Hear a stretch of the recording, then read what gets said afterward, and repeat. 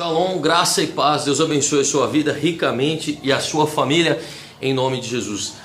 Deus nos compara a uma noiva. Deus compara o relacionamento do homem com ele, com o mesmo relacionamento de um homem e uma mulher. Nós somos o Israel espiritual de Deus. Israel, o povo de Israel, então, os filhos são os filhos da fé, são os filhos de Abraão, o Israel físico, o Israel material de Deus, o povo escolhido por Deus. Mas nós somos o novo Israel, o povo espiritual de Deus. E ele compara cada um que tem uma fé nele, cada um que acredita nele, como a noiva dele próprio. Nós sabemos que a noiva não é casada ainda, ela é apenas prometida. Nós sabemos que a noiva, ela vai se casar. Sabemos que a noiva, ela vai se encontrar com o noivo e vai se unir com ele e aí sim ser esposa dele. Nós então somos prometidos ao Senhor Jesus como noiva dele.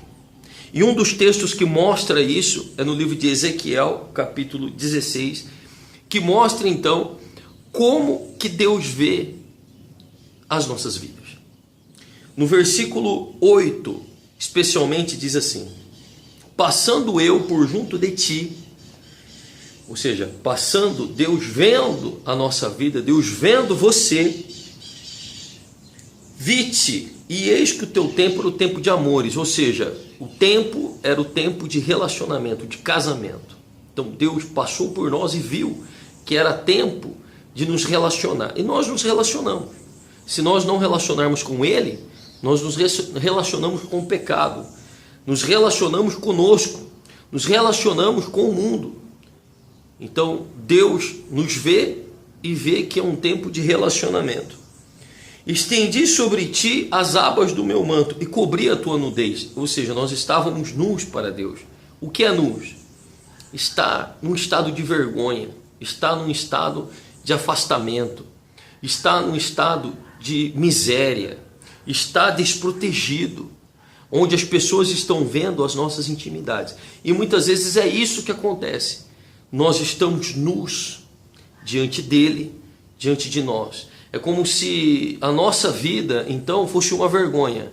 É como se a nossa vida, então, ela fosse algo que estivesse ali à disposição de todos, e todos vendo a vergonha da nossa nudez. E disse Deus: dei-te juramento e entrei em aliança contigo. Ou seja, ele casou conosco. Ele fez uma proposta. Você quer ser minha? A proposta que Deus faz para o homem, Deus faz para você, Deus fez para mim, Deus faz a cada dia todos. Você quer ser minha? E aí então, diz a palavra: e entrei em aliança contigo, diz o Senhor, e passaste a ser minha. E passaste a ser minha, como noiva dele. E eu então trago aqui uma revelação para você. Por que é tão difícil muitas pessoas permanecerem na fé? Por que é tão difícil muitas pessoas lutarem por Deus, mudarem de vida, abandonarem os vícios, abandonarem as coisas que fazem mal, mesmo sabendo que ela precisa fazer algo e ela então não faz? Por que é tão difícil isso? Por que é tão complicado? Tem um amigo nosso, que então ele é pastor, e ele disse assim uma vez para mim: pastor, quando eu comecei a namorar, eu amava tanto a minha esposa que eu saía de Jabuticabal e ia de Monte Alto de bicicleta para namorar ela, para namorá-la. E eu disse assim: quantos quilômetros? 20 quilômetros. E às vezes eu voltava tarde da noite, porque o pai dela não deixava lá vir, só eu ia. Quer dizer, ele não via sacrifício para isso. Assim é quando nós queremos alguma coisa. Você percebe que quando você quer alguma coisa, quando você quer um carro, você vai lá e compra ele em 72 pagamentos, paga um juro absurdo, mas você compra ele. Você vê que quando nós queremos alguma coisa, nós lutamos por isso. Fazemos às vezes faculdade, 4, 5 anos, nos especializamos mais 4, 5 anos. Quando nós queremos algo, nós acreditamos, mesmo que achamos que vamos perder, então nós vamos lá e nós investimos naquilo, nós fazemos, colocamos a nossa força naquilo. Por quê? Porque nós amamos, porque nós acreditamos.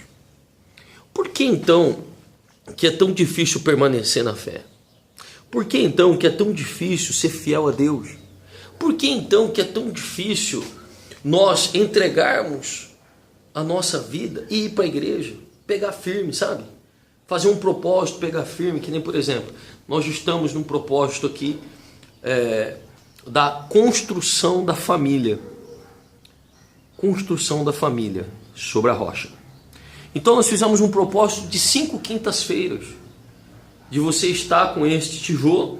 Nós fizemos esse propósito na igreja, e você, cada quinta-feira, então, aprender algo que vai reconstruir a sua vida e reconstruir a sua família.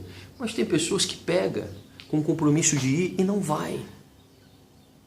Tem pessoas que vai uma vez, pula, vai na outra. Tem pessoas que esquecem.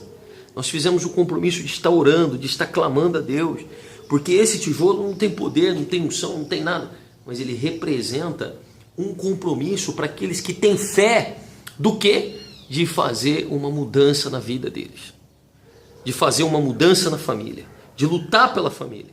Mas por que é tão difícil a pessoa fazer as 5 quintas-feiras? Por que é tão difícil ela ver o resultado? Por que é tão difícil ela conseguir chegar lá? Por que é tão difícil? Porque ela não ama. Porque quando você ama, não tem dificuldade. Você ama o seu filho, então você entrega para ele, você trabalha e você entrega para ele, às vezes, em forma de plano de saúde, em forma de brinquedo, em forma de educação, em forma de lazer, em forma de roupa. Você entrega para ele grande parte do seu salário. E isso não dói em você. Por quê? Porque você ama ele. Quando você tem uma namorada, você vai lá e compra um presente caro, isso não dói em você, porque você ama ela. Não dói você investir nas coisas que você gosta, que você ama, mesmo que você não tenha nenhuma dessas pessoas, dessas situações, mas você ama você. Você gosta de você, então você investe em você. Você ama você próprio. Então, isso não te dói, não te machuca, porque você ama. Agora, por que fazer um propósito com Deus é difícil? Por que servir a Deus é difícil? Por que andar no caminho da fé é difícil? Por que estar nos caminhos do Senhor é difícil? Porque não existe um amor genuíno. Não existe um propósito genuíno. E o que eu quero dizer para você, através desse vídeo, agora, é o seguinte: que você não pode ser noiva de Jesus tendo um caso com o diabo. Você não pode. Como que você vai ser noiva de Cristo tendo um caso com o diabo? E muitas situações é isso que acontece. Muitas pessoas acham que estar na igreja é o suficiente, mas saiu fora da igreja tem um caso com o diabo. Você que é casado, ou tem noção, ou é solteiro, mas tem noção do que é um relacionamento, qual mulher que aceita um homem ter um amante? Qual homem que aceita a mulher ter um amante? Se você tem a sua esposa e conversa lá no Facebook com uma outra mulher, o que ela vai pensar disso? Você que é mulher e tem um WhatsApp lá do garotão do trabalho e conversa com ele, o que seu esposo vai pensar disso? De saber que outro homem está elogiando os cabelos, o corpo da esposa dele. O que o seu marido vai pensar disso? Então, o que eu quero te passar, o que eu quero te explicar é o seguinte: nós fomos comprados por um bom preço, independentemente de você acreditar ou não, independentemente de você ser crente ou não. Deus ama você, Deus me ama como ama o maior pecador do mundo. Eu não sou melhor do que ninguém, nem você, nem ninguém é melhor. Mas o que eu quero deixar bem claro aqui é que é impossível você ser noiva de Cristo e ter um caso com o diabo. Todas as vezes que você não obedece o que nós falamos, que você não cumpre, você pega e não cumpre, ou você pega e não cumpre, todas as vezes que você faz isso, você não pode ser noiva de Jesus. Ou melhor, você não é. Você pensa que é, mas não é. Apesar de ser comprada por um bom preço. Então hoje, o sacerdócio de hoje é abrir a sua mente. E eu quero que você entenda o que Deus quer fazer com você. Aqui diz em Ezequiel 16, continuando o que eu li.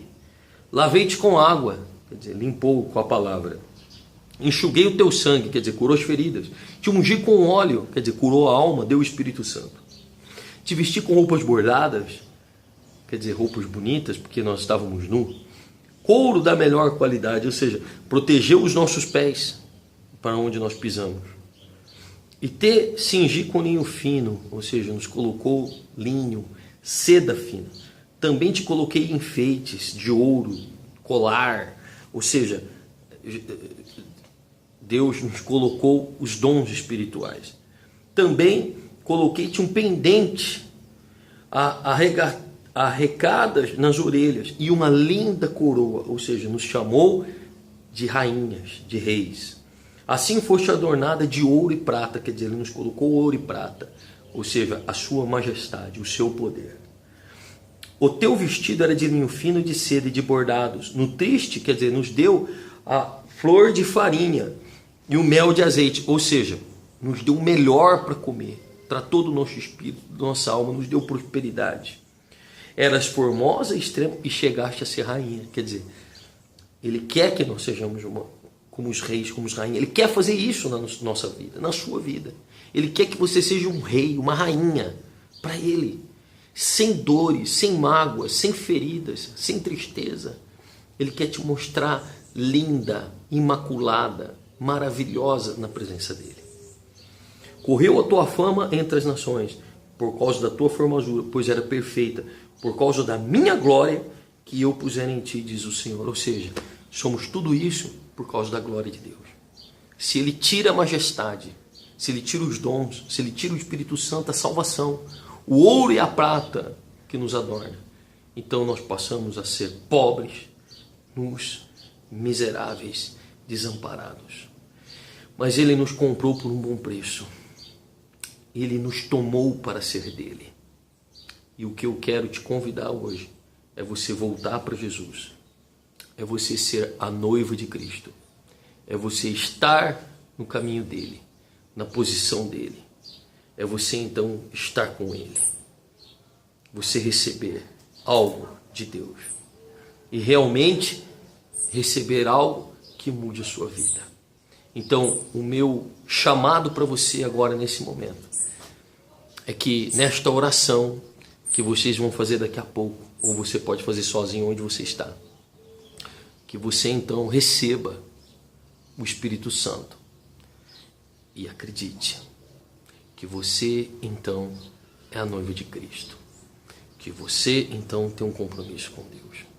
Se você pegou a aliança e voltou e a colocou no altar, como nós determinamos, e fez isso de coração e procura uma mudança de vida, pode crer que a sua vida vai mudar a cada dia.